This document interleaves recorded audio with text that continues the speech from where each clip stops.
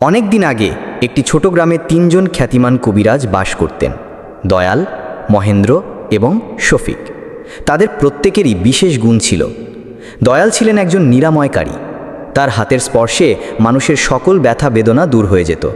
তার কাছে কোনো রোগী এলে তিনি শুধু তার হাতে আলতো করে ছুঁয়ে দিতেন আর রোগী সুস্থ হয়ে বাড়ি ফিরত। গ্রামের সবাই তাকে ভালোবাসত এবং বিশ্বাস করত। মহেন্দ্র ছিলেন একজন উদ্ভিদবিদ। তিনি বনের প্রতিটি গাছের গুণ জানতেন। কোন গাছের পাতা কোন রোগ সারায়, কোন গাছের ছাল কিসের জন্য উপকারী, এসব তার নখদর্পণে ছিল।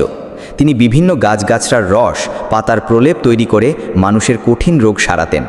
তার তৈরি ভেষজ ঔষধ এতটাই শক্তিশালী ছিল যে দূর দূরান্ত থেকে মানুষ তার কাছে আসত। শফিক ছিলেন একজন মনোবিদ।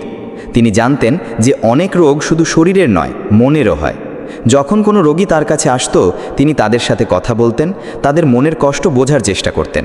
শফিক বিশ্বাস করতেন, মন ভালো থাকলে শরীরও ভালো থাকে। তার কথায় আর পরামর্শে মানুষ মানসিক শান্তি পেত এবং ধীরে ধীরে সুস্থ হয়ে উঠত।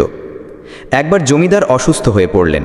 তার শরীরের কোনো রোগ ধরা পড়ছিল না, কিন্তু তিনি দিনে দিনে শুকিয়ে যাচ্ছিলেন। জমিদার প্রথমে দয়ালকে ডাকলেন। দয়াল তাকে স্পর্শ করলেন, কিন্তু কোনো লাভ হলো না। তারপর মহেন্দ্র আসলেন। তিনি অনেক রকম গাছগাছড়ার ঔষধ দিলেন, কিন্তু তাতেও কোনো ফল হলো না। অবশেষে শফিককে ডাকা হলো। শফিক জমিদারের সাথে অনেকক্ষণ ধরে কথা বললেন।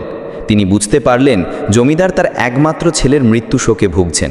সেই শোকই তার শারীরিক অসুস্থতার কারণ। শফিক তাকে বোঝালেন যে অতীতকে ভুলে সামনের দিকে এগিয়ে যেতে হবে। তিনি জমিদারের মনকে শান্ত করার জন্য কিছু কৌশল শিখিয়ে দিলেন। শফিকের কথা শুনে জমিদার কিছুটা শান্তি পেলেন। ধীরে ধীরে তার মানসিক অবস্থার উন্নতি হতে থাকলো, আর তার সাথে সাথে তার শারীরিক অসুস্থতাও কমতে লাগলো। তিনি আবার সুস্থ হয়ে উঠলেন।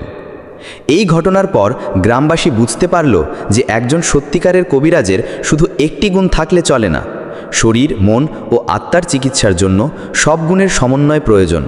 দয়াল, মহেন্দ্র এবং শফিক এই তিন কবিরাজ এক হয়ে কাজ করতে শুরু করলেন। তাদের সম্মিলিত চিকিৎসায় গ্রামটি রোগমুক্ত ও সুখী হয়ে উঠল।